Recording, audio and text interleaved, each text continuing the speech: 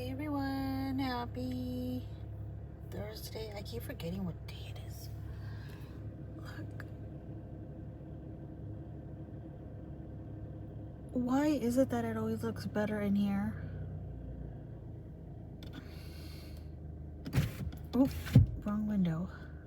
I was out here recording that. Actually, I was live. Never mind, I was live. I couldn't get a good picture of it. Now, I'm still confused. Is that a blood moon or an eclipse? I'm calling it an eclipse. Somebody else is live right now that I follow, These Dark Adventures. And she said she was going to show it. Pretty interesting. I love it.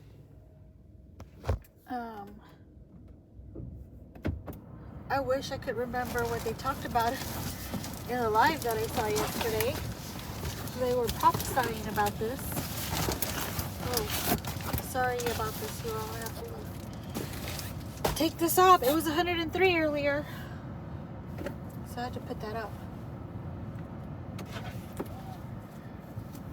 I really need to invest in a telescope. I've been wanting to invest in one forever. I had one for my younger son when he was little, when he was younger, and excuse me, and then I don't know what my older son did with it. He probably sold it. At that time he was going through his phase of unprescribed medications, if you know what I mean, and yeah, he took a lot of our stuff and sold it without consent. So I need to look for another one, even if it's a child's one. Where we used to live at the apartments next door, we would take it outside, and those were happy times. Hang on, you all. Okay. I always get like this every time I'm going to record.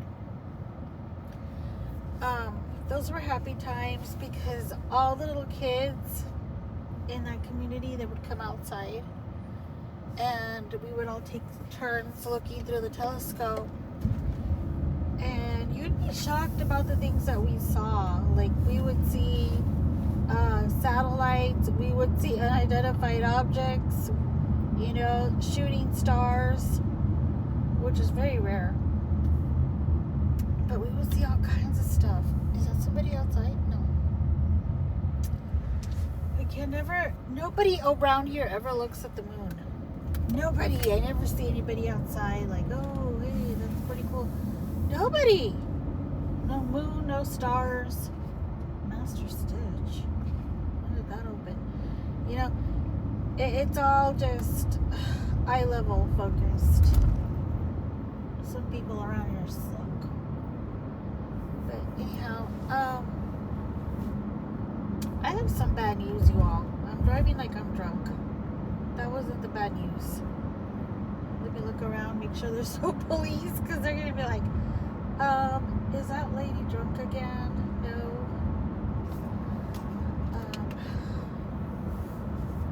Last time, when did I have a drink? Oh, it was last weekend. I got together with the cousin that should not be named. She invited me. I went. We went to Wallbangers. We had burgers and a margarita. Excuse me. We each had a margarita. On the rocks, because we live dangerously over here. And it was actually really, really strong. I don't know if it's because I haven't had alcohol in a while since the last episode, but yeah, I was just like, whoa. I was taking little baby sips, and I was like, this is really strong, cousin. And we had a nice conversation, though. There was a lot I didn't tell her that I forgot to tell her. That always happens to me, though. But we had a nice conversation. We had a nice time. We went shopping around that area and everything. And I don't know if I've even spoken about this already, Okay, so now for the bad news. That was the good news. And I'm not even sure if I would even consider it bad news. But the church buddy, yeah, I had to end that relationship. She did something. Hang on, you all, because I want to see if I can see the moon over here. Let me see. I'm getting out of the car. Oh. Oh, you can.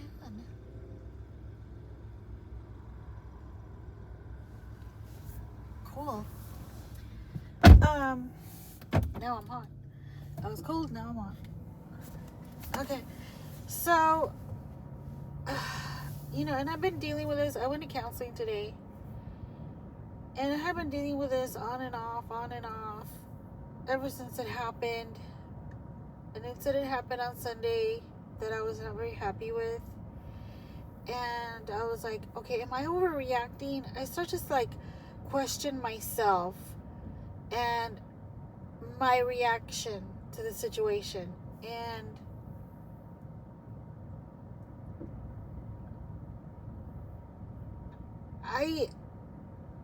okay, let me just tell you all what happened if I haven't told you all already. I don't think I have, though. What happened is that, and this has been coming already. You know, you all already know this. I've spoken about the situation before with her, you know, different situations, I mean. But it got to the point where she wasn't really saving me a seat at church anymore. And I found that kind of odd, and I started wondering, like, well, what did I do? Why is she doing this now? But I would still sit in the same row, you know? And then she would give me a gift. She gave me a gift for my birthday. I was very happy about that, you know, not because I expected anything from her, but because she gave me a journal. And I love to journal. I love writing. So I was really happy with that gift, you know. And then I gave her a gift. It didn't seem like she really liked it, though. It was some crafts that my daughter-in-law makes. And one of them was a little pouch with a cross in it, and it had a scripture on the outside. Really, really cute. And I've shown it. I carry one also in my purse, by the way. This is it, like something like this, but her verse was different. And I don't know if y'all will be able to see that or not, but this is a little pouch. My daughter-in-law made it, and if you touch it, you can feel a cross inside. And she anointed these with oil. So it's really cute. I carry that in my wallet, and I also carry what I call baby Jesus right here. This is my protection. My baby Jesus. Okay, go back in there. And so I gave her one of those. I gave her a pouch. I gave her a koozie, handmade koozie, and a marker. The marker is also made by cloth, and it's like a little bit bigger than the pouch. And what you do is there's a slit on that marker, and you put your page in there, and that's how you save your page on your book. I thought it was a cute gift. I thought they were cute, you know, and they were handmade, and you know, somebody's time and effort went into that, and I'm helping my daughter-in-law with that as well, you know, by promoting her crafts and stuff. And she didn't seem too happy with it, though. And I was just like, oh, okay. So then I was thinking, like, okay, maybe I need to look for a better gift. You know, maybe this wasn't it. I missed the mark with it.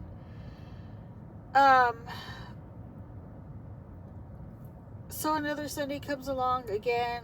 She didn't save me a seat. And I kept making this huge mistake of, stop it. This thing keeps making noise. Of sitting in the same row. Because honestly, getting there, I didn't even think about it. I wouldn't even think about, is she saving me a seat? Should I sit with her? I was just going to church, you know? And so I would just sit there, right? And that time I had asked her, oh, you didn't save me a seat. You know, I whispered to her. I said, oh, okay. And I was about to go further up and sit somewhere else because there were two other people sitting on either side of her. And I was kind of like taken back by it. And I was just kind of like, wow, she always saves me a seat. Like, what's going on this time? What did I do now, you know, that I'm not aware of, you know? And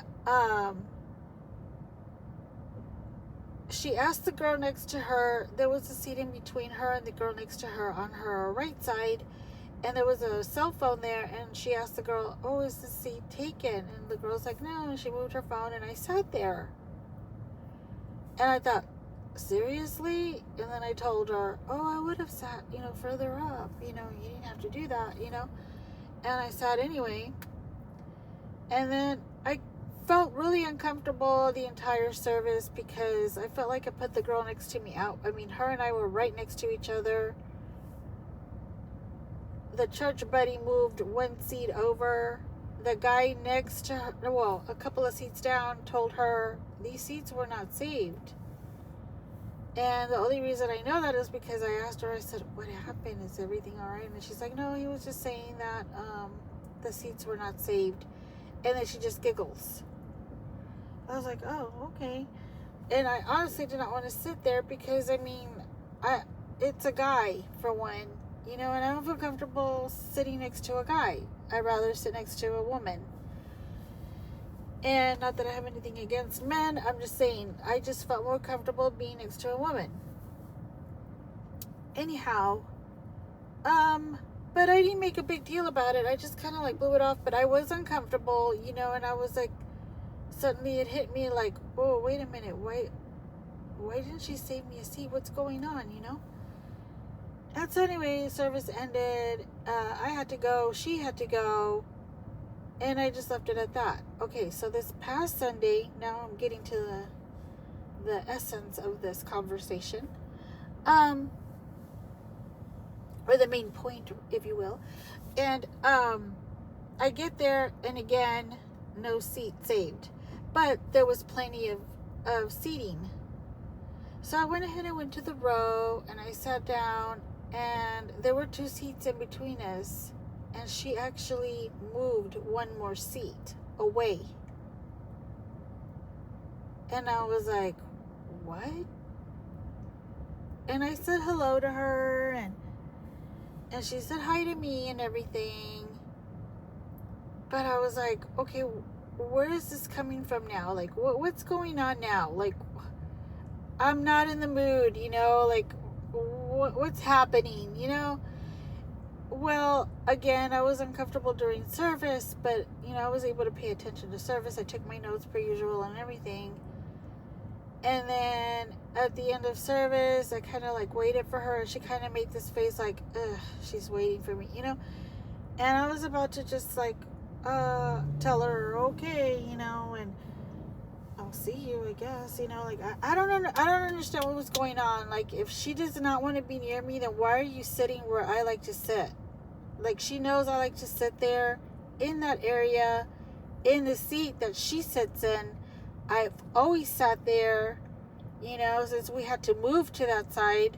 And now all of a sudden, she takes over my seat and the row that I sit on, and she's making faces at me like I'm invading her space. You know? But whatever. So then she's like, oh, I have to go to the bathroom. Do you have to go to the bathroom? And I said, actually, I do. I was going to go myself because I'm going to go to the store after this just to get a few items, whatever I'm going to make for lunch for my son. And yeah, I don't like to go to the bathroom at the grocery store. And she's like, okay, well, let's go. And I said, okay. And so we walked over to the bathroom. And turns out we were right next to each other in the stalls, you know. By the time I got out, I saw she was already out, and she was already drying her hands, and I went over there to wash my hands. And I wasn't paying attention to what she was doing after I saw her drying her hands, mind you. I just saw that she had already like dried her hands. And I was barely getting water and soap to wash my hands. And then as I was grabbing the little towels that come out of the machine, there was a lady in there with her child, and the child dropped one of the, like a Stanley cup, so it sounded really loud, and I was like, oh, and that's what got me to look up. I wasn't looking up the entire time, it got me to look up, and I looked up, and I turned to see if I could see my church buddy, friend, and she was nowhere around there. And I said, that's weird. Maybe she's waiting outside the door. So I walk outside the door, and she's not out there either. And the door to get out of the bathroom and the door to get out of church are like right next to each other. As soon as you step out of the bathroom area, if you turn to your right, there's the door to exit. And a lot of people come in and out through there. I come in and out through there, every Sunday. And so as I was getting ready to walk out that door, I happened to look to my left, and I see her like trying to get in through the crowd, and she's hopping up and down. And that's something that I've seen her do a lot too, where she's constantly hopping. I don't know if she was a rabbit in her past life, but she's constantly hopping, constantly looking for somebody. And I have no idea who she's looking for, because she never tells me. She never says, hey, do you see such and such? Or, hey, can you help me find such and such? Never, never, never. It's like she's in her own world, hopping over there. And I think a bunny's too cute. Maybe she was a grasshopper. But I was just like, okay. And when I saw her doing that, I was like, I guess she's waiting for somebody else. So I went ahead and I turned around, and I was about to walk out the doors, but then she sees me. She comes up to me again, and I said, I thought maybe, you decided not to wait for me this Sunday. And she just like, and I'm like, I didn't think it was funny at all, what you just did, like, I didn't tell her anything right then and there, because I wanted to calm down. And so we were still talking, and then I was asking her, I forgot what we were talking about, and then I asked her, hey, where do you get your shoes? Because I went shoe shopping yesterday, which was Saturday at the time, and Sunday, of course, I was talking to her, right? So I said I went shopping with my cousin, and I went to 2 shoe stores, and I couldn't find any flats. I love to wear flats, those ballerina shoes, but I like some like pretty ones. The ones that I saw were really ugly, and they were like $60, and I was like, I'm not paying $60 for these ugly shoes, And she didn't quite answer that. And then I brought up one of the girls, a younger girl from the praise and worship, and I couldn't remember her name, and I said, yeah, like that girl that, I forgot her name, but she sings in the praise and worship. She's got the blonde hair. It's kind of short, blonde hair. And she's the daughter of the praise and worship leaders that were here before. And I'm not going to give their names out, but, I'm just going to call them praise and worship leaders from before. And she just gives me this confused look like, who? And then I described the girl again, and I said, yeah, she was wearing these red flats with some blue jeans, and they looked really nice, and I if I would see her, I would ask her, like, hey, if you don't mind me asking, where'd you get your shoes? I really like how you dressed up the shoes, with your jeans and everything. You looked really casual but comfortable. And but I haven't seen her. And she goes, she's whose daughter? And this is her tone that she's talking to me in, by the way. She's like, she's whose daughter? And I said, yeah, the praise and worship leaders that were here before. You remember them, right? And she's like, yes. But how do you know that? How do you know that that is their daughter? And I was like, whoa, like, why are we getting angry? Like, I was taken back by that response as well. And I was like, well, she looks a lot like her dad, but she has her mother's voice. But how do you know? How do you know that's their daughter? Did they announce it? Did they ever announce that that was their daughter? And I was just like, I don't think so. I mean, I just, I wouldn't know why that would be announced. And then she's like, didn't they move? Didn't those praise and worship leaders move? How do you know that's their daughter? Why would the daughter still be here and they're not here? And I was just like, okay, this chick's getting angry. I don't know what for. I don't think I said anything wrong. I was talking about shoes and how I liked that girl's shoes. And by the way, I found her. I was questioning myself on that too. I found the girl and I saw her name. And yes, she has the last name of her parents. So yes, that is their daughter. And oh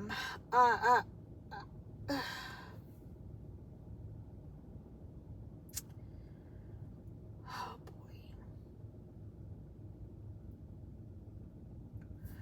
I was just really taken back by her reaction and why she was being so angry with me and defensive, you know, and the way she was just questioning me, like I didn't know what the hell I was talking about and I need to just shut up, you know?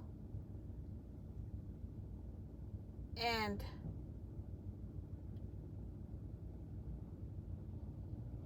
then, oh, she just dumped a paper on there, I guess like a flyer or something. I'm like, what the hell? So anyway,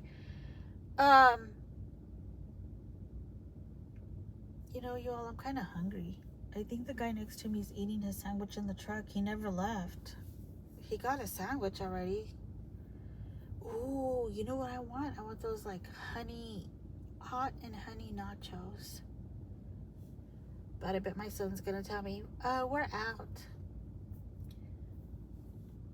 And besides, I'm trying to lose weight for the wedding, you all. It's in 2 months. You all stop tempting me. Anyway, so yeah, like I was saying, and by the way, I have a sense of humor. I do. I know in my videos, you're like, oh, you know, you all are probably like, here she goes on a rant again. The moon's on a rant. She always sounds angry. I'm the total opposite of this. I like to joke around a lot. But, okay, I'll get to that in a minute. But anyway, so I just said, okay, well, I'll see you, you know. Oh, because she also brought up that she had family. And I happened to ask her, like, oh, you know, you have family? And then she's like, she's got family from out of town again. That's what she said. And I said, oh, wow, so where's your family from? That you have a lot of family everywhere, you know, scattered around? And she's like, yes, I have some in Austin, Dallas, Tennessee, and I forgot what other states she mentioned. I was like, wow, you have a really big family, you know? And she's always telling me, like, every other week she's got family in town and she's got to go. And, you know, that's kind of like giving me another hint, like, I don't want to talk to you. But I try not to take it that way when she was bringing this up before, except for this past Sunday that she said it again. And then the way she was talking to me about the praise and worship girl, you know? So anyway, I just said, well, I'll let you go, you know, have fun with your family, you know, have a nice breakfast, see you next week, what have you, you know, and I left. And then I thought about it and I was like, okay, how can I address this? I don't like what happened. I don't like the tone of her voice that she used on me, and I definitely do not like how she questioned me, you know? I've been going to this church for 25 years. She's been going for maybe a year before me, but not that much longer either. So we're both very familiar, who's who, who's been there, who's left, you know, and where they moved to, because we were all like in the same circle, except I'm very, very confused about the circle that she mentions, the one that I used to hang around with, and I never saw her around. I never spoken to the girl before in my life, you know, meaning her. And I should say woman, she's not a girl. You all, I'm going to ask my son if he can make those nachos or not. I haven't eaten much all day today. I'll be back. Y'all stay in the car.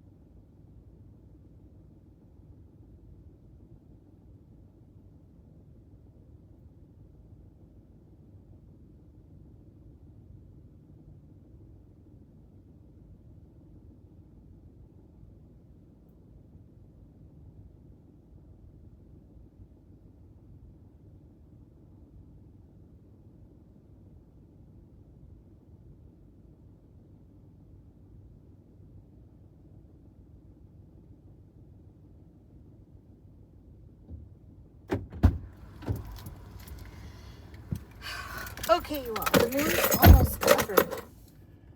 And guess what? He didn't want to make them because it's 9 minutes till closing. It's too late, ma'am. I'm not making that right now. You can get it tomorrow. I'm like, thanks a lot. Can you all... Oh, I don't know if I can... Can you all see the moon? No. Why is it so close? Here. No, I can't show you all the moon from here. So... Anyhow, so I sent her a text and I told her, like, I don't understand our friendship slash, no, how did I say it? I said, I'm not sure quite where I fit in your life, if I'm a friend or a church buddy, but what you did today was really uncalled for. I thought it was very rude. You could have simply told me that you were going to step out and you'll see me next week, but you didn't say anything to me and you just proceeded to leave, you know. And if it wasn't for me seeing you or you seeing me when I got out, I wouldn't have known where you were, you know. And I said, this is a pattern with you. And I'm just like, I don't know what you're going through, but I'm going to have to step back from this for a while. And then I just put, take care. That's the best way that I could word what I was trying to get across. And she didn't respond, and I didn't expect her to respond either, because in the past, when I have brought up anything to her, she avoids it like the plague. And then she'll come up with some excuse saying she doesn't like to text back because it sounds rude, or you don't know how the other person's going to take it.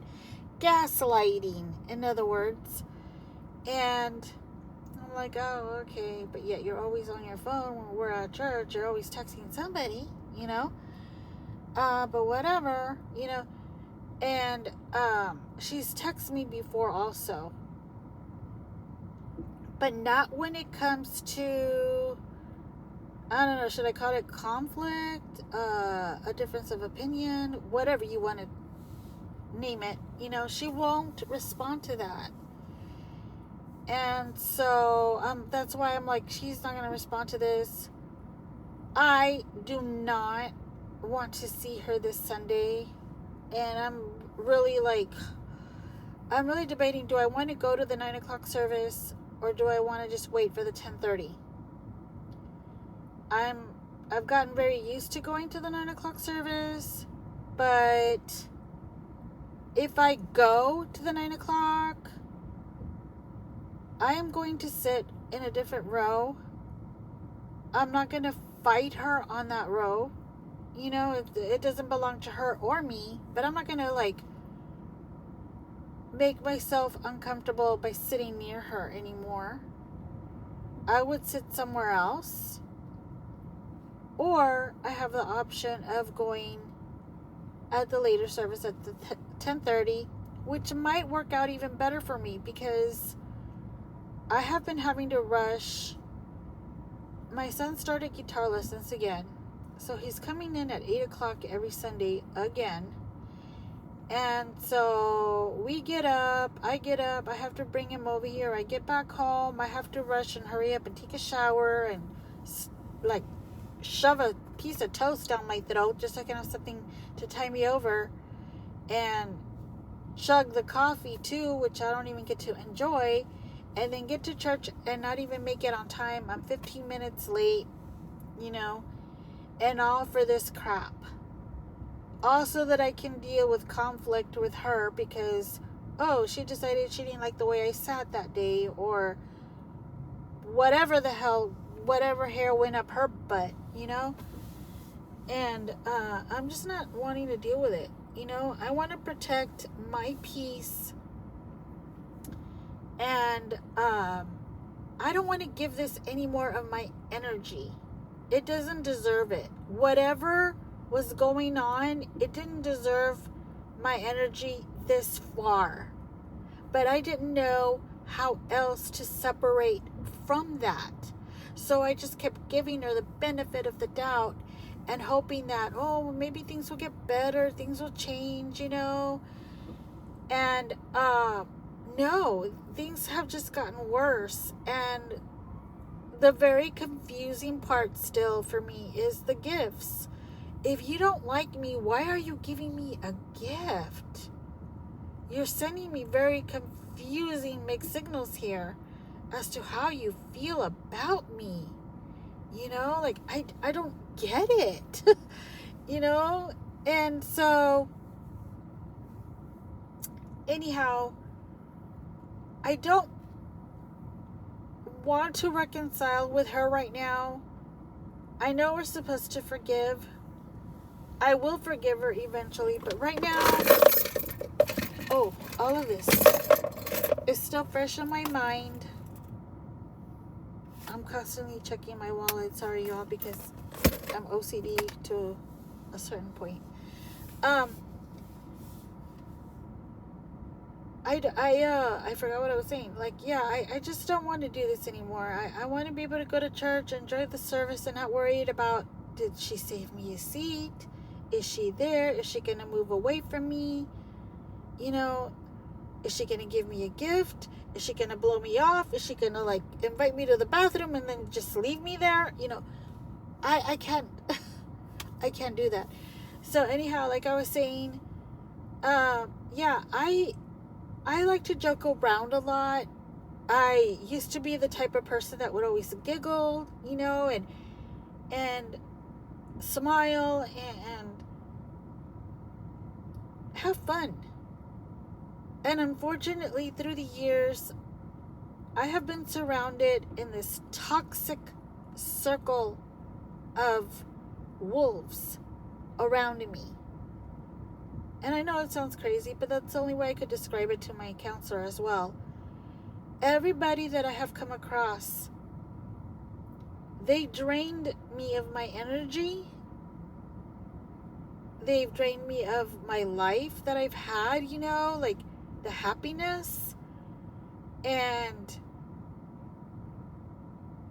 these people around me have also had the nerve to victimize themselves when I set my boundaries, when I feel like, okay, I can't deal with this, I'm not comfortable, there's something very strange about this relationship with you, and I can't, no. And then we put my boundaries down. Maybe that'll make it more clear, because I'm a very transparent person. I don't have anything to hide, and I will treat you the way I want to be treated. And all these people that were like trying to either take advantage of me in some way, shape, or form, as soon as I would like mention my boundaries, it was like they became the victims. They were offended, and they found a way to punish me for it.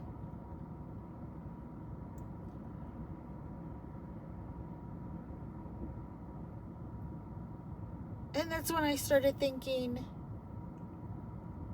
because I did mention to that's why I brought it up. I mentioned to my counselor, like, they're still going on with their lives. I'm the one that's over here, like, what the hell did I do, And she's like, but it's okay to be alone. And then she says, what's that saying? Being alone. And she couldn't think of it. Bless her heart. She's trying to help me. But I said, you know what? Right now that you just said it's okay to be alone, that kind of opened my eyes to something. And she's like, oh? My poor counselor. And I'm like, yeah, being alone is not the same thing as being lonely. Because I said to her, yeah, I'm alone, and they're still out there going on with their lives, with their circle of friends. They're still surrounded with all these people, and I'm the one they treated like garbage. But then when she said alone, it's okay to be alone, I said, wait a minute. You're onto something there, because being alone is not the same thing as being lonely. I'm not lonely. I've got my 2 sons near me. I've got my daughter-in-law. I have my little partner in crime, Emily. I have the grandkids near me as well. I have the husband. God bless him. I have his family, and God bless them too. The in-laws, the outlaws, So I'm not alone. I mean, I am alone. I'm just not lonely. And maybe that's why I'm attracting these type of women in my life, because they think, oh, look, poor girl. She seems lonely. I can help her out. I'll become her friend. Kinda. Because there's just some women that are just so conniving and so contrived. They're all the C's. Some women. Let me make that clear. Some.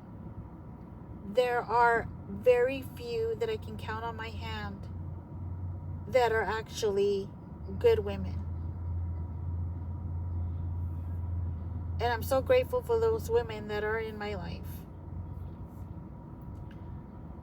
But these women, I'm talking about these women that are coming to, quote unquote, befriend me. It's like, it seems like they have an ulterior motive, and the motive is serve me. What can you do for me? Let's see, can you do this for me? Can you be there at my convenience? Can you be my punching bag when I'm having a bad day? can I like you when I want to like you and not like you when I don't want to like you? Is it all right if I abuse you every now and then? And that speaks volumes of those women. Because let me tell you something, those women that have approached me, I have learned that they're the lonely ones. They have no man in their life. They don't even have any prospects. And they wonder why. Because of the way you treat other women. Men see that. And not only do they see it, but you treat them the same way.